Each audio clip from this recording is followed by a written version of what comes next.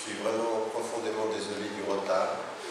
C'est la circulation, j'avais une occupation avant et on m'avait dit en 30 minutes vous arriverez à bon port et ça a pris pratiquement 1h30.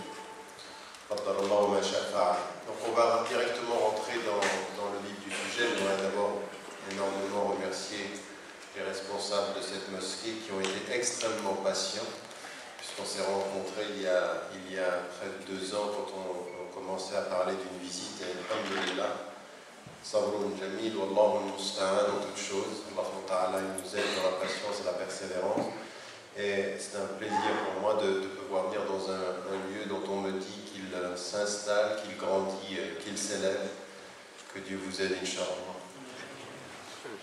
Donc, on m'a demandé, on a choisi le sujet qui était le rôle du musulman dans les sociétés occidentales. Quel est votre rôle aujourd'hui en France comme musulmane ou comme musulman? Et comment comprendre notre rôle aujourd'hui? Alors, il y a une chose qui est extrêmement importante que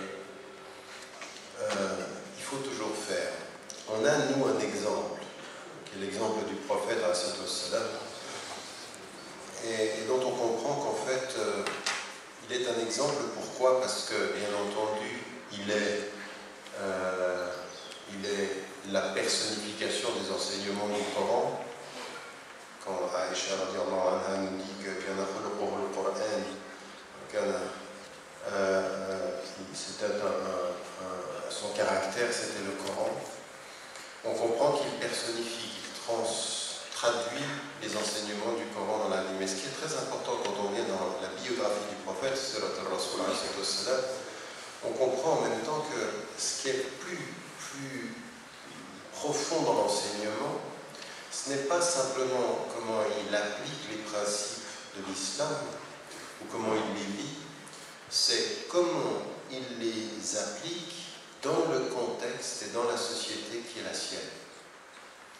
C'est-à-dire, ce qui est très important pour nous, c'est d'essayer de comprendre dans la vie du prophète, mais il est pour nous un modèle, mais ce qu'il faut étudier, c'est pas simplement comment il agit, mais comment il réagit, comment il agit et comment il comprend, comment il agit et comment il anticipe, comment il est en face de l'animosité et comment il réagit à cela, comme il le fait, et en même temps comment Allah subhanahu wa ta'ala lui demande de faire dans le Coran al-Karim.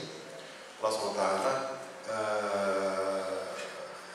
il nous explique et il enseigne au prophète comment il faut être. Par exemple, quand vous êtes attaqué, ça c'est pour Ibadur Rahman, c'est-à-dire ceux qui servent le miséricordieux. Et vous voyez, ils ne servent pas Allah. Là, Allah, des fois, il nous parle de lui par l'un de ses noms, l'une de ses qualités. Dans Surat Al-Rahman, il dit Al-Rahman. Et tout de suite après, Al-Nama al-Qur'an. Et dans sa Rahman, sa miséricorde, il enseigne. Pourquoi? Parce que l'enseignement est un don. C'est un cadeau. Et quand il parle du monde, il dit Kulu min at-tayyibat. Manger de ce qui est bon. Et tayyibat, c'est à la fois. C'est très difficile de traduire tayyibat en français. Parce que c'est à la fois ce qui est bien, mais c'est ce qui est bon, mais aussi ce qui est cadeau. Tayyib, comme vous dites de quelqu'un, il est tayyib comme ça en langage, il est généreux. Le tayyibat, c'est ce que Dieu vous a fait, ce dont Dieu vous a fait don dans sa générosité. Oui, dans sa générosité suprême. Et donc, ce qu'on comprend ici, c'est que dans le contexte, parfois il parle de lui en disant, en se référant à son nom suprême, Allah. Et parfois par Ar-Rahman. Et ici, ce qui nous est mis, Wa'ibadur Rahman, c'est ceux qui servent le miséricordieux, celui qui est plein de compassion, qui est plein de miséricorde.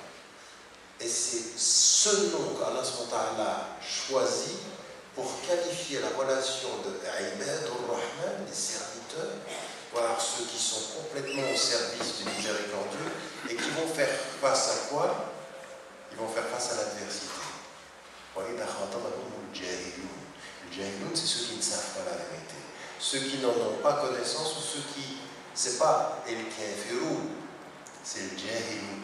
C'est-à-dire, souvent, ce que nous avons aujourd'hui autour de nous dans nos sociétés, non pas des gens qui sont des négateurs, mais des gens qui sont dans le manque de connaissances, ils ne savent pas. Et quand on leur parle, eux ils disent salam, c'est-à-dire, et salam, c'est le lien avec Ar-Rahman.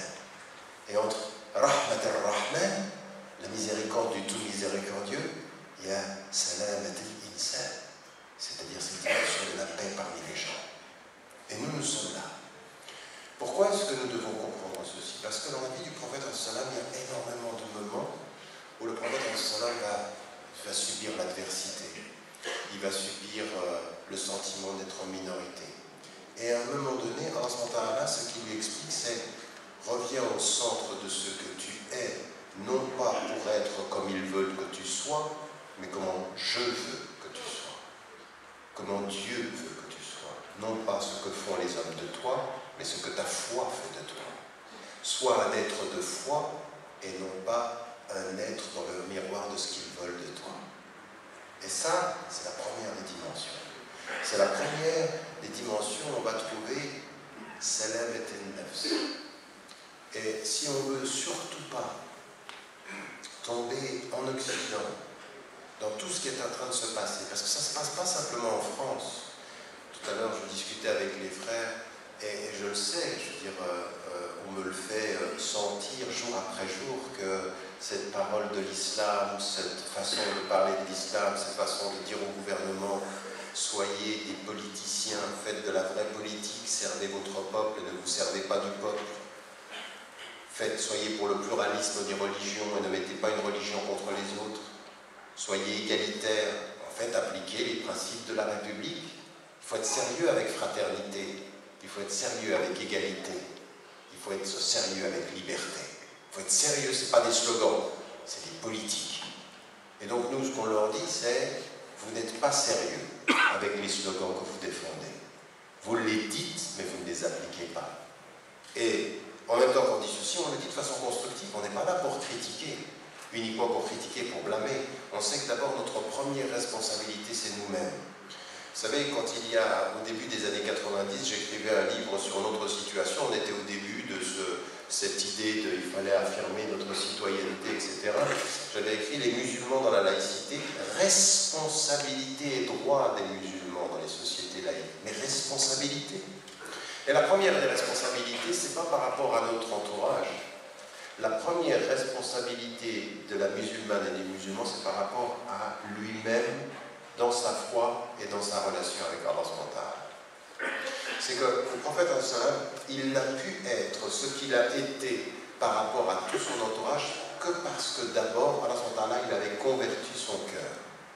Converti son cœur, c'est-à-dire changer, transformer son cœur. C'est-à-dire, Ya muqallib al-qulub, il l'a changé, il l'a converti, il lui a fait voir les choses différemment.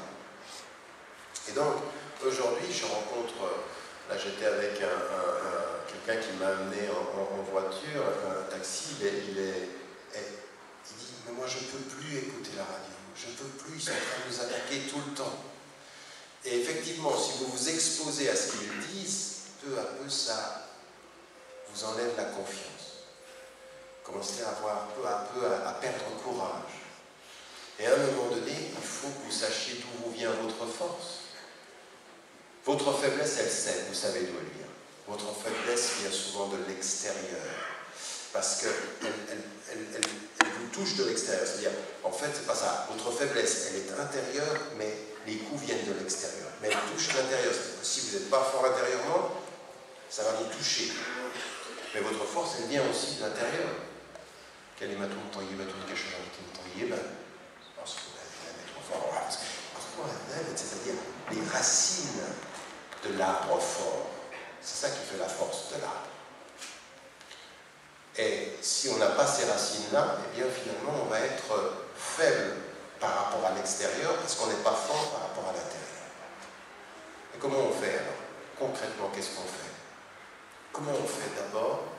pour être cette femme, être cet homme qui dans la société française, qui dans la société occidentale, ne va pas se laisser toucher par l'extérieur et devenir faible à l'intérieur. Comment est-ce qu'on se donne cette force-là?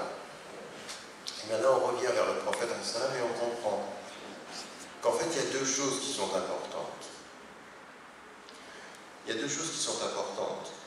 Vous savez, quand le prophète reçoit Surat al-Muzammil, dont Al-Suite nous dit que c'est la quatrième des révélations qui lui sont venues, Surat al-Muzammil, où il lui est dit quelque chose de tout à fait bizarre. D'abord, le prophète, il va changer le monde, n'est-ce pas? Il va changer le monde et il est là pour ça. Ir-risala lil-alamin, ya Rabb al-alamin, c'est-à-dire, vous allez être, c'est pour le monde. Et comme cette révélation elle est pour le monde, avant de vouloir changer le monde, il y a des étapes. Et là, ce qu'il lui est dit, c'est que tu viens pour changer le monde et tu vas avoir l'adversité. Les gens vont t'attaquer. Parce qu'ils ont attaqué tous les prophètes avant toi. Tous. Alayhi salam ont fait face à l'adversité des hommes. Ils viennent avec la vérité, ils viennent avec la bonté, ils viennent avec la spiritualité, ils viennent avec le service, et ils font face aux oppresseurs, ils font face aux menteurs, et ils font face aux traîtres même, aux hypocrites. Tous, sans exception. Et qu'est-ce qui va leur donner la force?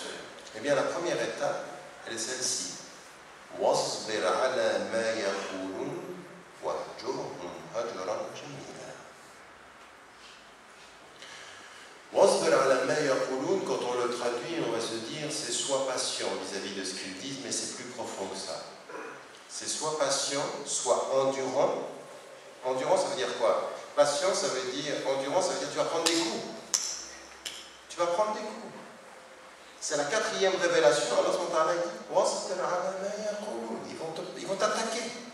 Et ce qu'ils vont dire va t'atteindre. Donc, sois endurant. Mais ça veut dire aussi, sois persévérant. Voilà le secret. Exile-toi d'eux. Fais attention, mais exile-toi d'eux, ça veut dire tu vas aller où? Où est-ce que tu vas aller? Tu vas repartir en Algérie ou au Maroc? Non. Ça revient à l'intérieur. Viens chercher ta force à l'intérieur. Viens chercher ta force là où ma présence se trouve. Et la présence d'Allah, elle est où? Elle est partout. Mais il y a un endroit où si vous y revenez, vous allez trouver la force. Quand vous entendez Ya ayyuhalladhina amanu istajibu lillahi wa lirrasuli idha da'akum lima yuhyikum wa'lamu anna Allah yahulu bayna al-mar'i wa qalbihi. Le meilleur exil, c'est ton cœur.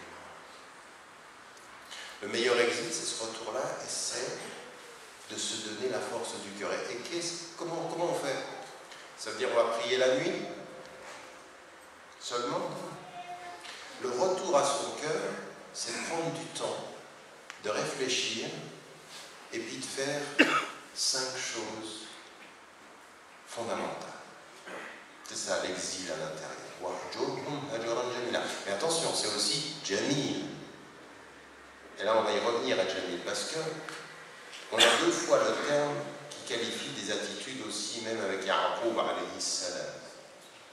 Même avec ses propres enfants, ils viennent et lui mentent sur Yusuf alayhi salam. Ils lui disent le loup l'a mangé, il est parti, il a volé le petit.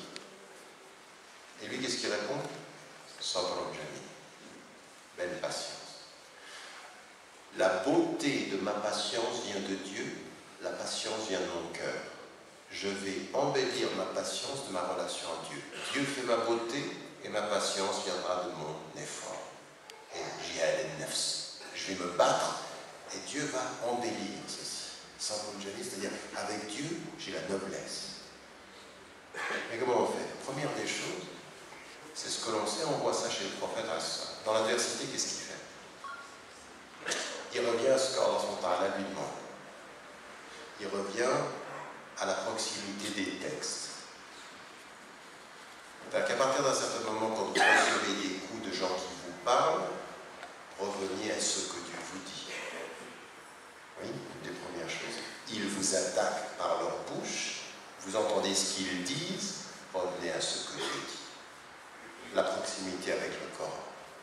La proximité avec le Coran, c'est une parole contre une autre. La parole du Très-Haut contre ceux qui le sont bien moins, qui sont parfois des menteurs, qui sont parfois des hypocrites, qui vont venir taguer devant la mosquée, qui vont vous parler dans votre dos, créer les polémiques, les controverses. La parole du Très-Haut, c'est la paix. La parole des hommes, c'est le trouble. Première des choses, revenez à la parole. Et donc, ça veut dire que si vous voulez aujourd'hui être de ceux qui sont forts, il faut vous attacher à cette parole aussi. Mais de façon profonde, de façon très spirituelle, de façon très... essayer de comprendre. Parce que, pas répéter comme ça. Bien sûr, c'est très bien de répéter le Coran, mais à des moments donnés, il faut essayer de comprendre de quoi on parle. Allah, il vous parle. Prendre des sourates, regarder dans quel moment des situations comme ceci, vous choisissez des passages, vous les lisez, et puis vous les méditez. Première des choses à faire. Quand les hommes vous parlent dans le mal, revenez écouter la parole de Dieu dans le bien. Ça vous apaise. Ça vous apaise. C'est une parole d'apaisement. C'est celle-là qui vous donne la force. Vous exilez comme ceci, puis vous vous apaisez, vous vous calmez. Parce que la force de ceux qui essayent de vous attaquer, c'est de vous énerver. Pour pouvoir dire salam, il faut que vous soyez proche de salam al-nafs, de salam al-Qur'an. Donc il faut faire ça. Et ça, c'est quelque chose à laquelle il faut s'habituer. Mais vous savez, pas simplement quand vous êtes avec les gens à l'extérieur, même à la maison, même avec votre papa, même avec votre maman, même avec votre mari, même avec votre femme, même avec vos enfants. À des moments donnés, quand on est dans le trouble, il faut s'éloigner, puis on revient au texte. Ou si vous n'arrivez pas à le lire, vous le mettez, vous l'écoutez. Ça apaise. Il y a un secret dans le Coran qui apaise. Ça apaise. Et on a besoin de ça aujourd'hui. Un peu de sérénité. Vous êtes aujourd'hui dans une France qui est excitée, qui est hyper tendue, qui est émotionnelle. Des fois, à la limite de l'hystérie collective, on a l'islam, les arabes, l'immigration, la sécurité. Salam. Discuter, j'ai autre chose à écouter. Discuter, je vais écouter autre chose. Je vais chercher un peu de paix. Parce que ce texte-là, il me ramène à mon cœur. Ce texte-là, c'est un dialogue avec Dieu et avec moi-même. Parce que quand je lui parle, je me parle. Et quand je me parle, je lui parle. Et s'il me parle, vous pouvez toujours parler. Vous entendez ce que je suis en train de dire là? Une première des choses. Ça, c'est le prophète à cette océan. Chaque fois que les dignitaires du pouvoir viennent vers lui, au moment où il commence la prédication, au moment où il commence à parler de l'islam, chaque fois qu'on vient et qu'on l'attaque, lui, il récite le Coran. Et la première fois que vous avez djihad dans le Coran, la tuti' al-kafirin wa jahidhum bihi jihadan kabira. N'obéis pas à ceux qui nient Dieu et lutte au moyen de quoi? Du Coran, du plus beau des djihad. C'est le Coran ton arme. C'est une arme non violente. C'est une arme intellectuelle non violente. Elle est par définition une arme de paix. Tu veux la guerre, voici ma paix. Et celui qui l'envoie, il s'appelle Salam. Et ce à quoi il m'invite, c'est Dar Salam. Et ce qu'il me dit de te dire, c'est Salam. Tu veux quoi de plus? Qu'est-ce que tu veux de plus? Tu veux la guerre? Eh bien non, tu n'auras que ma paix. Et on se retire et on va chercher cette force. Ça, c'est une attitude qui est très importante pour tous les hommes et toutes les femmes de notre communauté. C'est un premier élément. Et ça, c'est ce qui donne la paix. Puis ensuite, avec cette paix, il y a une deuxième chose qu'il faut faire, et que Allah, par l'intermédiaire du prophète, nous a donné, c'est qu'il faut consolider les fondations. Consolider les fondations.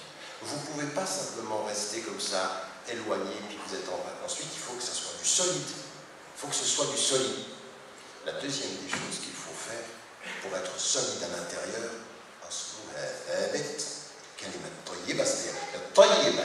c'est-à-dire la parole généreuse. Là, vous allez dire salam aux gens, c'est généreux, tu m'attaques, voilà ma parole généreuse. Pour être ceci, il faut que j'ai des fondations. Et qu'est-ce que c'est les fondations? Le prophète l'a dit avec le mot fondation lui-même. Boni al-Islam.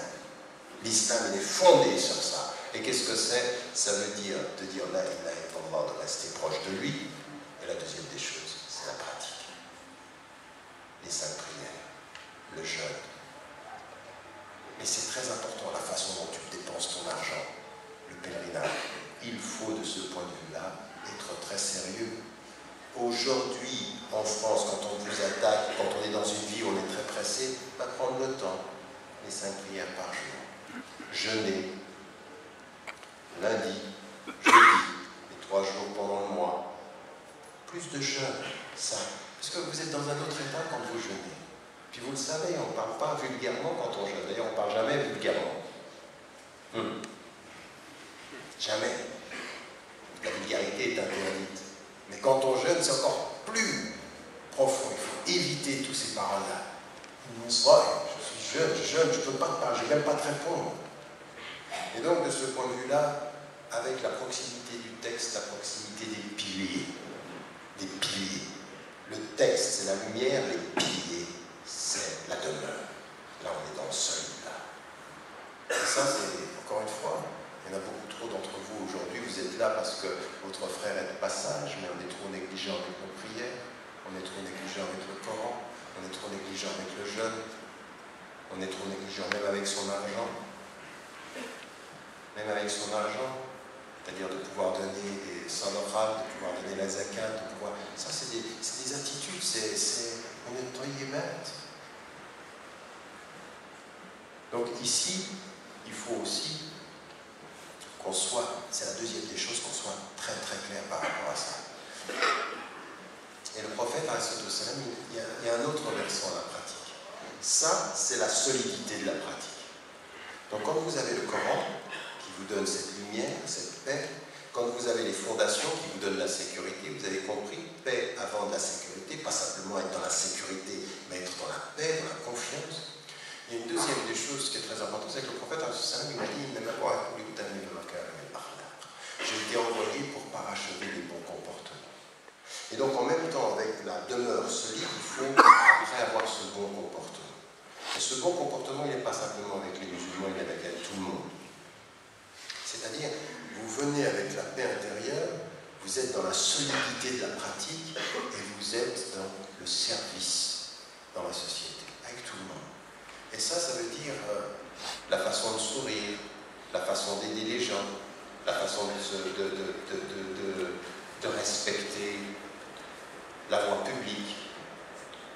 Quel que soit ce que les gens disent, quel que soit ce qu'ils disent, vous n'êtes pas là pour eux. Vous n'êtes pas là pour leur plaire, vous êtes là pour faire du bien, même si eux, ils vous veulent du mal. Donc, on est dans une attitude où on doit, de ce point de vue-là, comprendre ce que voulait dire le prophète à cela. Je parachève les bons comportements, ça veut dire quoi? Ça veut dire à celui qui lui jette, qui l'insulte, il ne répond pas. À celle qui lui jette des ordures jour après jour, le seul jour où il n'y a pas d'ordures, il va demander la santé de la personne. Il répond toujours de la meilleure des façons. Et ça vient de quoi? Ça vient d'une force intérieure. Une force intérieure. Cette force intérieure, proximité du Coran, solidité de la pratique, générosité de la présence. Générosité. Vous faites le bien. Là où vous êtes, vous faites le bien. Et là, vous voyez qu'on n'est pas du tout dans l'ordre de la réaction, on est dans l'ordre de la présence. Et puis qu'il faut voir loin. Des excitations aujourd'hui, ça ne m'intéresse pas. Moi, je suis pour plus loin que ça. Je suis pour la fin de ma vie. Je suis en train de penser, un jour, je vais partir. Tu peux t'exciter ici. J'ai autre chose à faire que des excitations. Excite-toi tout seul. Donc, l'attitude ici, elle est le bien. Et là, chacun d'entre nous doit pouvoir le faire à sa façon. Vous le faites au sortir de la mosquée ici. Les alentours d'une mosquée doivent être le modèle du bon Si vous avez des voisins ici, vous ne sortez pas devant la mosquée, vous parlez à haute voix. Vous respectez les gens. Quand vous avez vos voitures, vous les parquez bien. Comment voulez-vous éduquer les gens quand on vient de la mosquée? C'est pour ma prière, donc je bouge ton passage. Pour ma prière, je bouge ton passage. Mais depuis quand est-ce que c'est? Qu'est-ce que c'est que cette religion? La religion n'a rien à voir là-dedans. C'est les musulmans qui ne vont pas. Tu n'as pas compris? Tu viens pour ta prière, ben tu ne m'enlèves pas le passage. Puisqu'en plus, comme bon musulman, sur ta route, tu dois enlever tout ce qui peut me gêner. Tu vas mettre ta voiture. Tout ce qui peut me gêner, tu dois l'enlever. Tu dois faciliter ma voie et tu me gênes. Pourquoi? Parce que tu es dans un rapport très égoïste à ta pratique. La pratique, c'est le service de tous en servant Allah. Toi, tu te sers d'Allah pour m'empêcher de passer, pour m'empêcher de vivre. Et donc, à partir d'un certain moment, il faut ce comportement-là. Mais pas pour leur plaire, encore une fois. Moi, je ne suis pas en train de vous dire qu'il faut plaire. Il faut simplement, Allah, c'est ça. Le fait de la satisfaction de Dieu, c'est ça. C'est ce comportement-là. C'est le prophète qui fait très très attention toujours. Même celui qui fait le mal, il fait attention à ne pas le heurter. Il ne faut pas heurter les gens. Les gens, il faut les inviter par le bon comportement. Tu n'as même pas à les inviter, c'est ton bon comportement qui les invite tout seul. Il faut que les gens, quand ils vous voient, ils ont envie de vous ressembler. J'entends au niveau du comportement. Posez-vous la question, les gens, quand ils vous voient à l'extérieur, il y en a combien ont envie de vous ressembler? Parfois, on sort de la mosquée, on a des visages où on ne sourit pas. Parce qu'on a fait est digne, parce qu'on a prié, on sort de la mosquée, il faut montrer qu'on est très sérieux. On est tellement sérieux qu'on est agressif. Mais le prophète, il n'a jamais été agressif. Il n'a jamais été agressif avec tout cela. C'est toujours sérieux mais ouvert.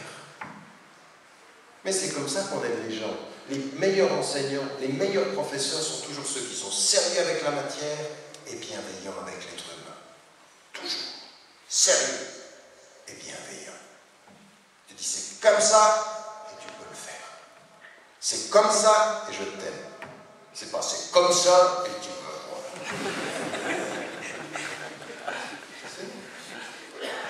Ça c'est trop surprenant. C'est ce côté un tout petit peu agressif là où notre ego il prend le dessus, on devient arrogant. On dit la parole du bien mais on la dit mal. On dit la parole du bien mais on la dit mal. On travaille pour le bien mais on travaille mal. Et c'est pas le bien le problème, c'est nous. Et donc là il faut qu'on ait ceci. Et ça c'est, alhamdulillah, si vous voyez sur les 20 dernières années, mais on fait de mieux en mieux. Il faut continuer à faire ce travail, il faut sortir des mosquées avec ceci. Et donc là c'est une attitude. L'éthique, le bon comportement. Et il faut les rassembler ensemble. Il faut que les deux, on comprenne ça, quand on ne boit pas d'alcool. Mais ne faites pas de l'interdiction de l'alcool simplement une interdiction de ce qui est permis pour les autres. Vous comprenez? La façon dont on parle de l'alcool, on n'a pas compris. C'est pas ça t'est permis et ça t'est interdit. C'est attends, tu sais pourquoi ça m'est interdit? C'est pourquoi je ne bois pas. Parce qu'à un moment donné, dans ma religion, on ne s'oublie pas à avoir un comportement qui n'est pas un comportement digne et humain. Dans ma communauté de foi, on reste digne. Il faut toujours qu'on sache ce qu'on dit. Il ne faut pas délirer. Il ne faut pas s'oublier. Il ne faut pas s'éclater. Il faut rester digne, même dans le divertissement. Voyez comment vous pouvez retourner ce qui est une interdiction à dignité. Voilà pourquoi je ne bois pas. Des fois, moi je me dis, mais quand je vois des gens qui ont bu, j'ai mal pour eux. C'est indigne. Et à un moment donné, je ne vais même pas les voir comme ça. Parce que demain, je vais les voir, ils seront eux. Pas ivres, mais ils vont se souvenir que je les ai vus ivres. Et quand vous avez vu certains ivres, c'est difficile de les prendre au sérieux quand ils sont plus ivres. Tellement ils ont dit de bêtises quand ils étaient ivres. La dignité. Nous, on n'a pas d'interdit qui est contre la mort, la logique. Tous nos interdits sont logiques. Tout ce pourquoi on ne fait pas les choses, ça a du sens. Pourquoi tu ne bois pas? Pourquoi tu pries 5 fois par jour? Pourquoi tu t'éloignes de l'argent facile? Pourquoi tu t'éloignes de la spéculation? Parce que c'est pas net, c'est pas noble. C'est pour la noblesse du comportement. Donc il faut qu'on explique aux gens ça, mais il faut qu'on le montre. Ça, c'est la troisième des choses. La quatrième des choses qu'on doit faire à partir d'un certain moment si on veut pouvoir répondre, c'est exactement ce que, parfois, c'est connecté au premier des principes. Allah subhanahu wa ta'ala dans le Coran, il dit ceux qui craignent Dieu de la façon la plus profonde, ceux qui sont dans cette crainte révérentielle, ce sont ceux qui savent. Et le prophète, il a dit c'est-à-dire que chercher la science, c'est une exigence. Vous êtes en France, vous êtes en Europe, vous êtes en Occident. Vous pouvez revenir au texte du Coran pour vous isoler et trouver la sérénité. Pratiquez votre religion pour trouver la solidité. Offrir aux gens votre présence pour trouver le bien-être. Et puis, accroître vos connaissances. Accroître votre connaissance. Il y en a beaucoup qui viennent vers moi et me disent, mais mon frère, que tu nous représentes. Merci. Et moi j'ai envie de leur dire, et toi tu représentes qui? Depuis, écoutez, on fait un test. Depuis le dernier mois, depuis il y a un mois, qu'est-ce que vous avez donné? Vous savez qu'un des principes qui a été posé par Al-Juwayni, qui était le professeur de Abu Hamid al-Ghazali, qui lui-même a inspiré tout le travail des chantiers du film Maqasid, et qui dit qu'un des éléments du Maqasid, c'est l'aql, le fait de protéger l'intellect, l'esprit. Qu'est-ce que ça veut dire protéger l'intellect? C'est-à-dire qu'Allah il t'a donné une intelligence, il t'a donné un esprit, tu dois le respecter. Comment tu fais pour respecter ton esprit? Tu lui donnes à manger comme tu respectes ton corps. Tu dois manger pour respecter ton corps. Tu dois réfléchir pour respecter ta tête. Dans le dernier mois. Dans le dernier mois. Réfléchissez, si on est sérieux avec l'islam. Dans le dernier mois, qu'est-ce que vous avez fait pour montrer à Dieu et aux hommes que vous respectez votre intelligence dans l'acquisition de la connaissance?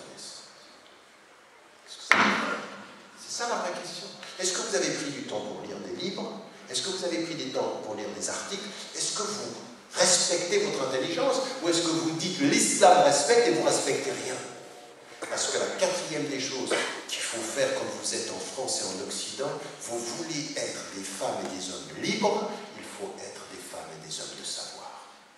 Ça ne veut pas dire des savants, mais de savoir. Qu'est-ce que c'est un homme et une femme de savoir? C'est un homme et une femme qui, à son niveau, cherchent toujours à savoir plus. Pas être un savant, pas être un alim ou allam ou un chef. Personne ne vous a dit ça. Mais là où tu es, il faut que dans un mois, tu sois un peu plus haut. Tu le fais ou tu ne le fais pas? Est-ce que tu te armes avec l'intelligence? Parce que la meilleure arme devant ceux qui t'attaquent avec leurs mots, c'est que toi, tu sois équipé avec les tiens, avec ton intelligence. Et tu es attaqué par des gens. Mais qu'est-ce que vous faites? Est-ce que, alors dans le dernier mois, combien de temps vous avez pris pour réfléchir, pour lire, pour acquérir du savoir? El-ilm, le Coran, les hadiths, mais aussi pour ce qui concerne la France, pour ce qui concerne le pays où vous êtes. On n'y arrivera pas. Nous ne sommes pas une communauté qui promeut l'ignorance. Nous sommes une communauté de savoir. Et le quatrième principe qu'il faut pour être solide dans cette société, c'est savoir. Pourquoi est-ce que vous pensez aujourd'hui, avec tout ce que je dis, j'arrête pas de dire à la France, il faut être ouvert. J'arrête pas de vous dire, depuis 25 ans, vous l'entendez à tous ceux qui disent, il a un double discours. Qu'est-ce que je dis? Respectez la loi, soyez ouverts, servez. Et eux, ils ont, attention, il est dangereux. Mais pourquoi est-ce que j'ai dangereux? Parce que j'ai une arme là? Mais non. La seule arme, elle est là. Et elle vient de là. Mais elle est là. C'est-à-dire que ce que vous savez, je l'ai étudié aussi. Alors venez. Et le pro, comme a dit Moussa Abissa. Jetez-vous ça, on va voir. T'as quelque chose à dire? J'ai aussi quelque chose à dire. Mais tu viens. Et chacun à son niveau, vous devez être comme ça. Chacun doit être comme ça. Pourquoi c'est bien? Jette. Je vais jeter aussi. T'es un magicien? Et moi, je suis quelqu'un qui atawakkalu ala Allah. Tu viens avec ta magie des mots et tous ces mensonges, tu verras, sur le long terme, on verra qui va mentir. On verra qui ment, qui joue. Parce qu'au bout du compte, il y a une vérité. Au bout du compte, il y a une vérité. Mais ça, il faut en avoir conscience et il faut avoir confiance. Ça, c'est la quatrième des choses. C'est-à-dire c'est-à-dire s'armer du savoir. Et la cinquième des choses qui est importante, et qu'il faut véritablement que vous compreniez, elles viennent avec ces 4 éléments-là, c'est soyez confiants de qui vous êtes et soyez visible par votre comportement, soyez visible par vos arguments, soyez des Français visibles par ce qu'ils apportent et qu'ils contribuent. Contribuez. Pas dans votre différence. Les gens ils vont dire, toi tu es un arabe, on voit ta couleur, on voit ta tenue vestimentaire. Tout ça, c'est comme ça, c'est normal. On ne va pas changer notre couleur, on ne va pas changer notre tenue vestimentaire. Et à tous les chouyours, soi-disant, et à tous les savants, soi-disant, qui vous disent que pour plaire à la France, tu enlèves ta barbe, tu enlèves ton foulard, tu t'habilles comme eux, tu changes ton nom, tu vas t'appeler Marine.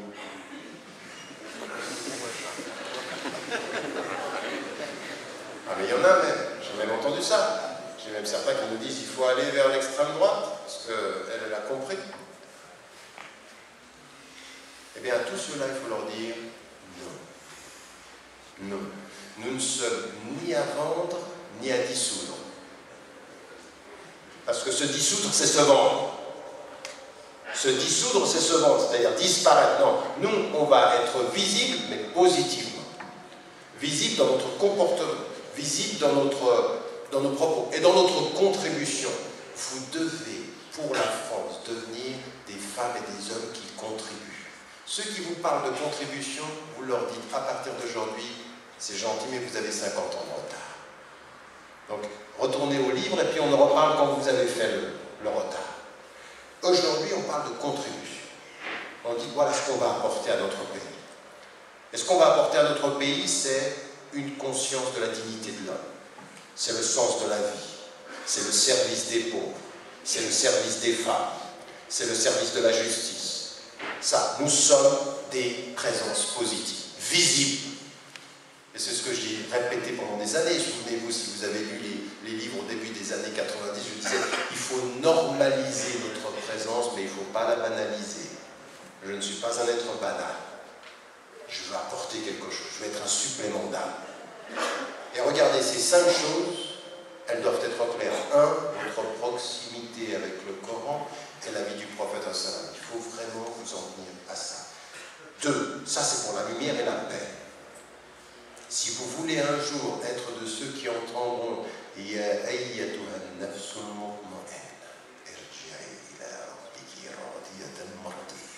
si vous voulez être parmi ceux-là, là il faut revenir à ça. La deuxième des choses, c'est le pilier, les fondements, la solidité. Faites attention à votre pratique. Ne soyez pas des gens qui sont à la périphérie de ceci. Il faut la placer, il faut faire attention.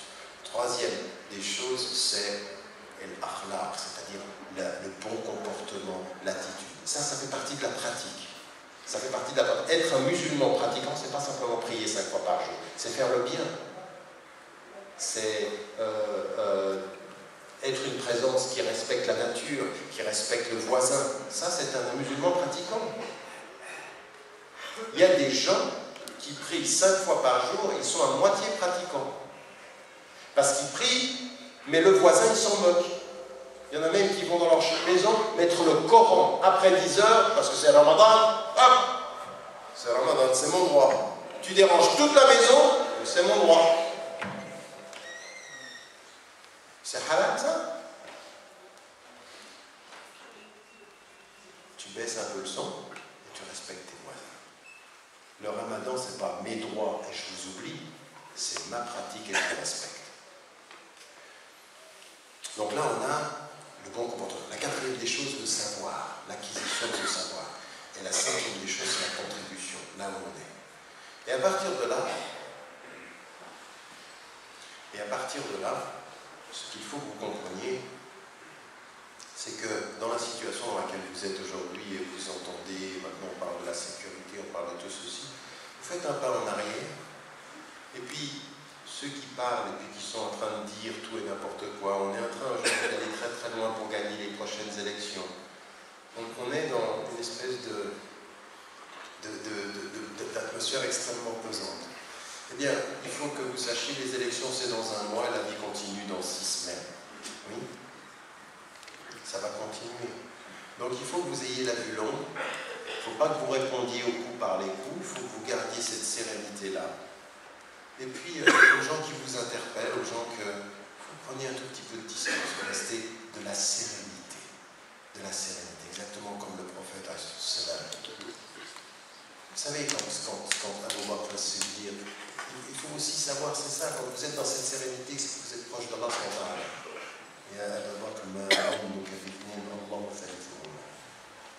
Qu'est-ce que tu penses de Dieu et Dieu est le troisième? Calme-toi, calme-toi. Calme-toi parce que si tu es proche de Dieu, tout ça, ça ne va pas t'atteindre.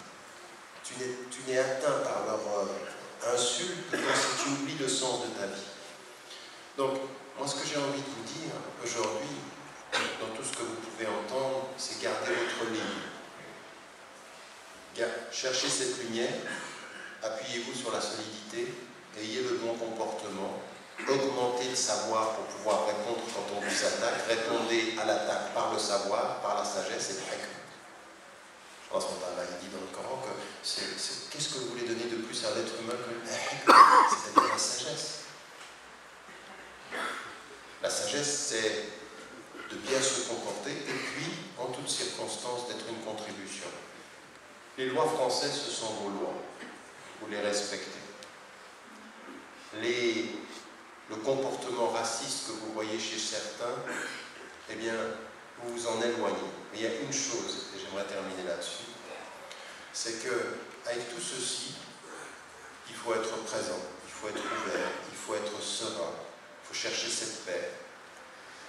Mais il faut aussi faire comprendre qu'à certaines personnes, à un moment donné, quand ils iront trop loin, ben vous serez là aussi. C'est-à-dire à ceux qui vous discriminent au travail, à ceux qui vous discriminent dans la demeure, à ceux qui vous insultent ou à ceux qui vous permettent de vous traiter n'importe comment, dites-vous bien une chose. Il faut toujours être dans la paix et dans la sérénité, mais à n'importe quelle personne qui enfreint la loi, il faut mettre la loi entre lui et vous. Ne vous laissez pas faire. Mais pas simplement pour vous, ne vous laissez pas faire parce que c'est l'avenir de ce pays qui est en danger. Ce que certains disent sur les Arabes ou ce que certains disent sur l'islam, ce n'est pas acceptable. Et quand on a le droit, de notre côté, il faut le faire savoir. Là maintenant, non, ça, là vous allez trop loin. Et il faut qu'on soit clair sur certaines choses.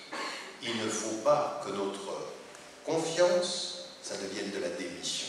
Il ne faut pas que notre sagesse, ce soit de la lâcheté. Oui. Et puis, il y a des choses qu'il faut dire aussi. Qu'on doit, le bien-être de la République et le bien-être des citoyens, c'est vous qui avez aussi le courage de parler à votre gouvernement sur ce qui se passe à l'intérieur. C'est qu'il y a des questions à poser sur comment ça se fait qu'en 2005, il y a plein de gens dans la rue et qu'en 2012, rien n'a été fait. Mais je ne pose pas cette question comme un musulman, je ne pose pas cette question comme un arabe, je pose cette question comme un français. Qu'est-ce que vous avez fait depuis 7 ans? Qu'est-ce que vous avez fait pour faire en sorte qu'on vive ensemble? Ça, c'est des questions. Donc, vous comprenez bien ce que je suis en train de dire. Attention, la sagesse spirituelle, la distance, la force, l'engagement, le bien-être, le service, mais attention, le droit aussi, la justice, on ne se laissera pas faire. Dieu, il commande la justice, je vais te pardonner, mais le système, je vais le questionner aussi. Je vais te questionner sur ce que tu as fait. Parce qu'au bout du compte, vous êtes aussi des personnes qui allaient voter, vous êtes des personnes qui allaient vous engager en politique. Il faut, de ce point de vue-là, que vous ne vous laissiez pas faire. Ne vous laissez pas faire. Et encore une fois, le prophète, quand à un moment donné, il y a quelqu'un qui tire le foulard d'une femme et il lève une armée, vous pensez que c'est uniquement pour la femme? Mais non, c'est une leçon pour tous. Tu en touches un, tu nous as tous. Tu en touches un, tu vas voir. Mais pas parce qu'on est des agressifs, mais parce qu'on est des justes. Un pour nous, c'est nous tous. C'est tous les justes. Avec les musulmans, comme avec les non-musulmans, comme avec n'importe qui. Tu vas nous trouver dans la justice si tu nous traites dans l'ignoble et l'indigne. Parce que nous sommes des êtres qui nous respectons. J'aimerais vous dire ça. Respectez-vous. Respectez-vous. Il y a des gens auxquels il faut dire tu ne parles pas comme ça. Il y a des gens à qui il faut dire tu ne me traites pas comme ça. Il y a des gens à qui il faut dire maintenant entre toi et moi il y a le droit. Ça aussi, c'est une contribution, la contribution de la justice, la contribution de la résistance. Il ne faut pas vous laisser faire. Je veux dire, quand vous entendez ce que vous pouvez entendre de la bouche de certains, c'est extrêmement grave.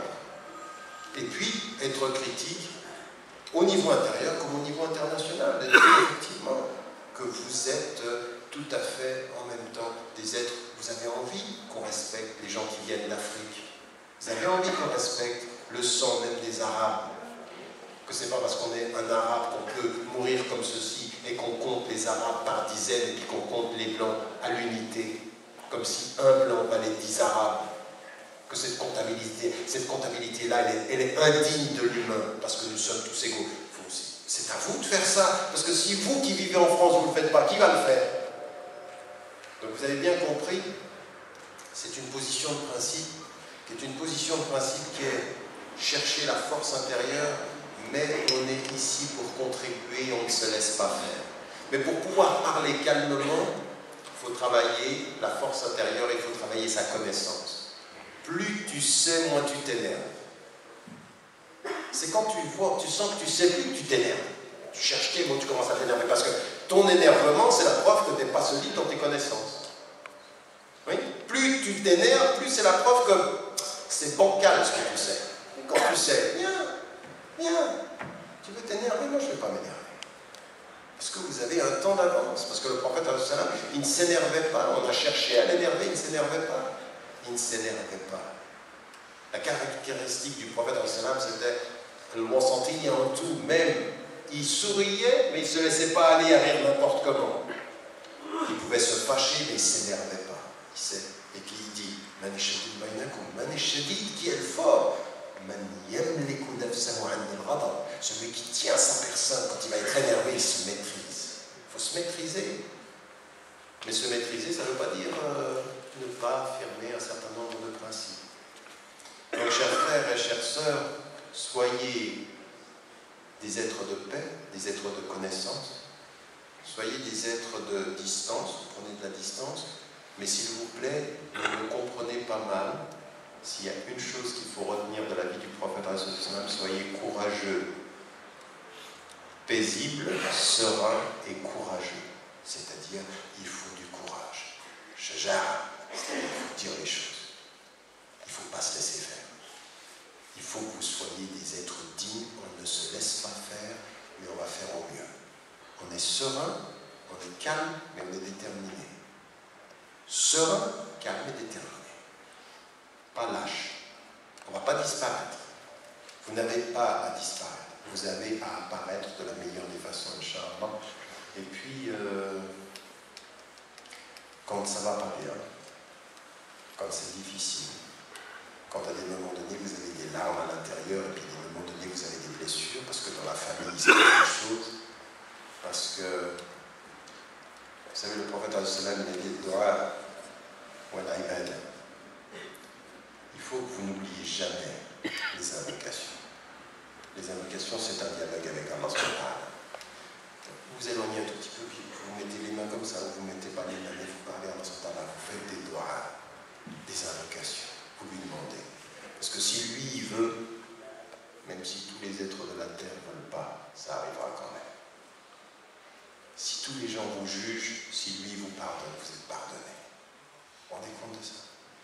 Si tous les êtres de la terre vous en veulent et ne vous pardonnent pas, si lui il pardonne, c'est fini. Donc il faut lui faire confiance à un moment donné. N'oubliez pas dans votre pratique le dialogue avec le Très-Haut. Parce qu'il est très près. Je suis tout proche. Je réponds à l'appel de qui m'appelle quand il m'appelle. Mais je réponds quand il m'appelle. Donc il faut l'appeler pour qu'il réponde. Donc ayez ceci comme étant une de vos plus grandes forces. Inch'Allah, et que Dieu vous aide. Allahu musta'an. Assalamu alaikum.